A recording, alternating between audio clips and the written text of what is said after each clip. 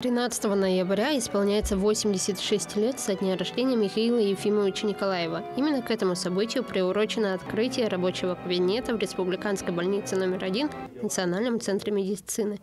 Интерьер рабочего места воссоздан по архивным фотографиям и повторяет обстановку кабинета Михаила Ефимовича.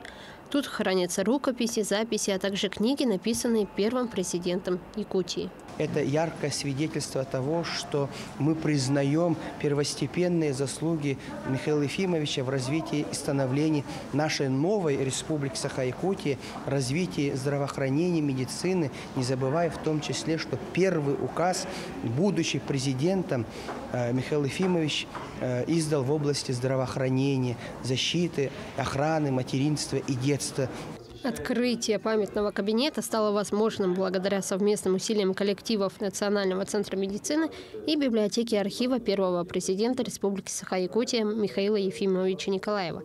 Это не единственное сотрудничество коллектива медицинского центра. В марте открыли также по желанию и по именно рекомендациям, по желанию нашего первого президента Михаила Ефимовича Николаева, совместно с Федеральным центром мозга и нейротехнологий наш центр мозга и нейрогенетики, который также в последующем даст очень хорошие результаты именно по проблемам по изучению мозга и центральной нервной системы. В 2022 году указом главы Республики Саха-Якутия Айсена Сергеевича Николаева Национальному центру медицины было присвоено имя первого президента Якутии Михаила Ефимовича Николаева в связи с его большим вкладом в сферу здравоохранения. Я считаю, что вот такое событие очень значимо, так как в медцентр приезжают очень много людей со всей республики с детьми и сами.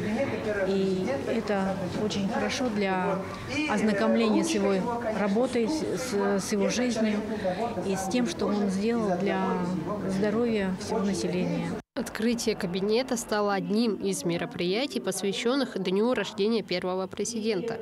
Цикл праздничных мероприятий продолжит классные часы в образовательных учреждениях и лекции от именитых ученых. Вероника Таюрская, Павел Пахомов, Якутск.